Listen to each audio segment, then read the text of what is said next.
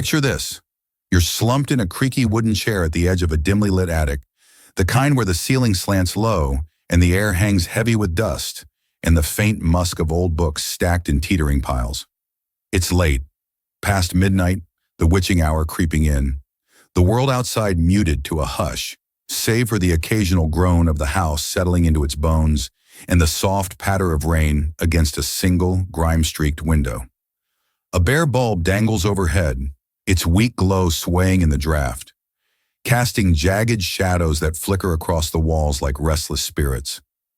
You're alone, the silence pressing against your ears, your elbows propped on a scarred table littered with papers, notes, scribbles, half-finished thoughts in your tight, hurried script. Your mind churns, a restless machine, thoughts slicing through the quiet, peeling back layers of yourself with a precision that stings, a clarity that burns. You're smart, always have been, the one who devoured books before the library closed, who saw through riddles while others fumbled, who could dismantle an argument with a glance. Yet here you sit, staring at the page, at the mess of you reflected in the ink, a litany of flaws, a catalog of failures, a self you can't stand. The rain drums harder, the shadows shift, and a question cuts through the haze, raw and unsparing. Why do I hate this? Why does this sharp mind, this gift I carry, turn inward like a blade carving me apart? Why do smart people often hate themselves, trapped in a cage of their own making, while the less aware drift on, unscarred? Here's the paradox that coils around you like a vine, its thorns sinking deep. You're brilliant, quick to unravel the world's knots, sharp enough to pierce its veils, keen enough to see what others miss. Yet that brilliance is a mirror, a spotlight that turns on you, illuminating every crack, every stain, every shard you can't unsee. You know too much, see too much, judge too much, and it flays you, while those with duller minds, softer lenses, glide through life unburdened by the weight of their own gaze. How can intelligence, the thing that lifts you above the fray, also be the thing that drags you down? A lens that distorts you into something loathsome. How can a mind so adept at mastering the external, ideas, systems, truths, fail so miserably at mastering its own worth? And here's the deeper wound, the one that festers in the dark. What if this clarity isn't a strength, but a curse? A spotlight that blinds you to grace, a tool that builds a prison of contempt, a gift that poisons the giver? Let's not rush to mend the mirror. Let's linger in its glare, let it sear, let it strip us bare. Picture your day, any day, the kind that dawns with a promise you can't keep, a slate you can't wipe clean. You wake, the attic still cloaked in shadow, the clock blinking 5:43 a.m. Its red digits a quiet taunt you've already dissected. Why this hour? Why not earlier? Why does it matter? Your brain kicks on before your body stirs, a relentless engine, replaying yesterday's stumbles, that awkward pause in a call, that half-baked idea you pitched, forecasting today's traps, a task you'll overthink, a flaw you'll spot, spinning a web of self-scrutiny that snares you before you rise. You stumble downstairs, the steps creaking under bare feet, and brew coffee. The machine's hiss, a faint counterpoint to the storm in your skull. The steam rises, a ghost in the air, and you sit with a journal, blank, pristine, intending to write something worthy, something whole. But the pen falters, your mind turns. Why this word? Why this thought? Why this me? And the page fills with critiques instead. Too slow, too weak, too much. You turn to your phone, scroll through posts, dissect the world's noise with a precision that could cut glass. Politics, trends, lies laid bare. Yet your own noise deafens, a chorus of not enough you can't silence. The day unfolds, emails crafted with care, a debate won with ease. But each triumph sours, eclipsed by a relentless hum. Why am I like this? How often do you ace the task, only to flunk the self? How many mornings have you spent unpicking your worth, only to find it shredded, the pieces scattered in the dust? This isn't a loud collapse, not a ruin you can point to and patch with a smile and a shrug. It's quieter, more insidious, a hum beneath your ribs, a glare you can't dim, a self that stares back with cold, unblinking eyes.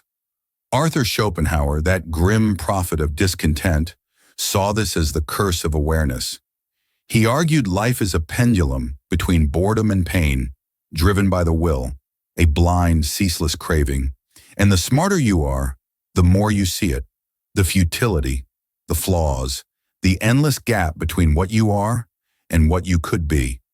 A dull mind plods on, blind to its own dents. A sharp one peers inward, sees the rust, the rot, the wreckage, and despairs. Your intelligence doesn't shield you. It strips you, turns every glance into a judgment, every thought into a lash. You know your limits, your lies, your lacks, too well, too deep. And that knowing festers, turns admiration to ash, pride to poison. Schopenhauer would say your self-hate isn't weakness. It's the price of seeing, a clarity that curdles into contempt, a mind too awake to rest in its own skin. But this isn't just his dirge. It's your wiring, your flesh, your fight. Step into the hum of your skull.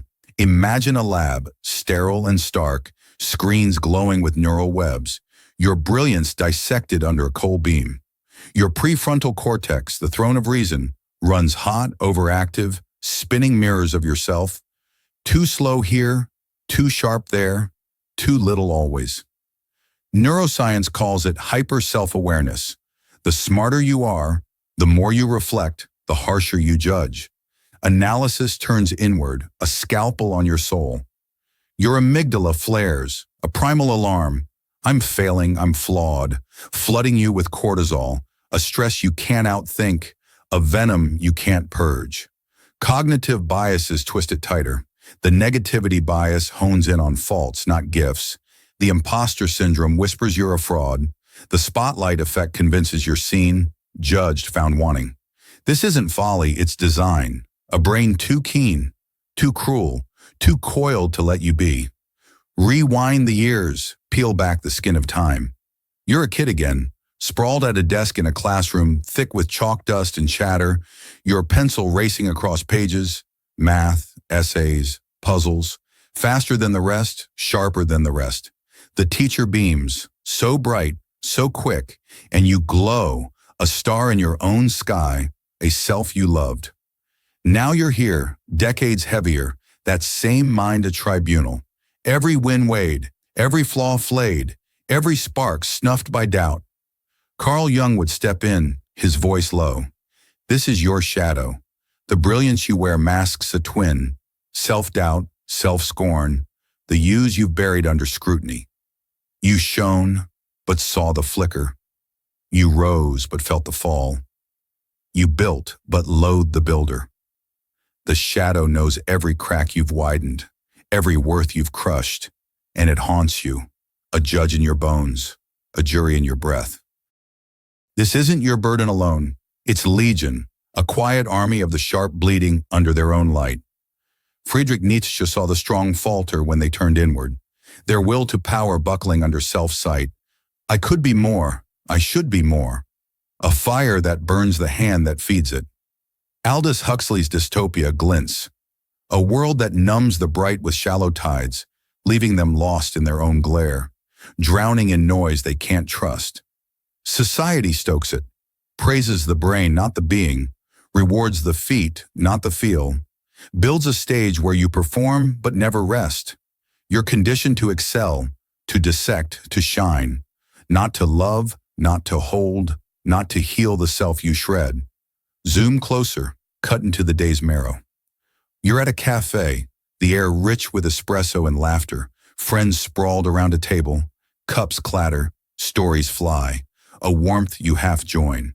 They boast, a raise, a trip, and you nod, grin, but your mind turns. Why not me? Why so small?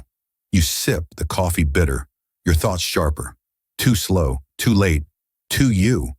Or it's night, the attic still, a notebook open, pen poised.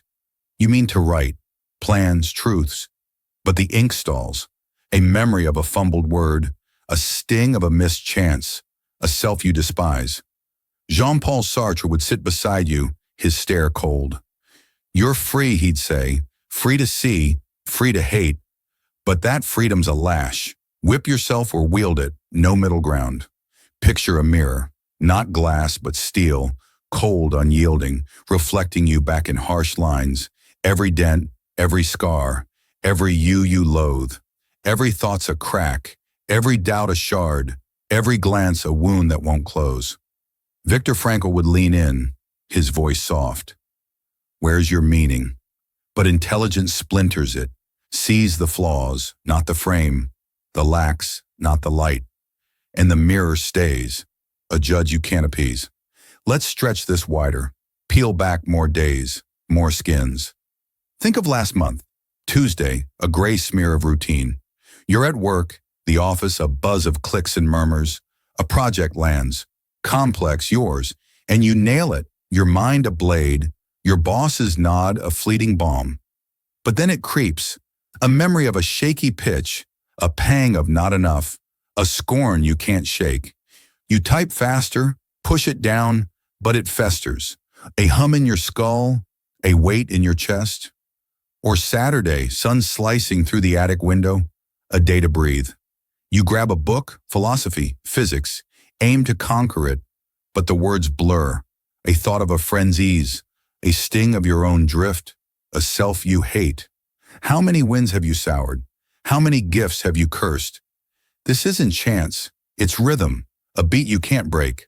Schopenhauer's will isn't myth, it's the gnaw in your gut, the glare in your eyes, the you can't stand. Neuroscience maps it, hyper-awareness spins, dopamine dips at flaws, cortisol spikes at lacks. The brain's reward turns inward, a lash, not a lift. Jung's shadow grows, every praise you've earned, every spark you've lit, matched by a scorn, a self you've flayed. Society fuels it, ads. Be better, buy this. Tales, win, don't feel. Norms, shine, don't see. Nietzsche's power falters. You could rise, but the mirror holds. Huxley's world blinds. Noise over truth, glitter over grace. Let's dig deeper into the wreckage. Monday, you're at a friend's, the room warm, voices weaving ease. They laugh, a date, a goal, and you join, but it hits. A flash of less than, a buried why me, a you unvoiced. You stir tea, smile wider, but it's there, sour in your throat. Wednesday, alone, the attic, a cave, a letter half written to your mom. You mean to finish, to mend, but the pen drops, a memory of her praise, a sting of your fail, a hate you won't name. Sartre's freedom is a trap. You could write, could love, but the coulds bury, a self you can't lift. Picture the mirror again, bigger, colder, its edges sharp. It's not a reflection, it's a trial, a you unsparing, unyielding, unlovable. Every thought's a gavel, every doubt a sentence, every breath a plea unheard. Frankl's why flickers, intelligence sees it, but twists it, demands flaws, not fines. Make it urgent, now. Right now the attic creaks, your pulse races, the shadows bite, the bulb swings. Schopenhauer shrugs. It's your curse, your sight. Jung pleads, face the shadow, heal. Nietzsche roars, wield it, rise. Science begs, see it, neurons shift, you can. Sartre cuts, choose it or be cut. Huxley warns, it's there, beneath. Frankl urges, find it, hold it. The rain pounds, the mirror glares. Why do you hate? The chair groans, the dark presses. Will you meet it, mend it, or hate on, lost in its glare? The fight's there, in the mirror, where you begin or break.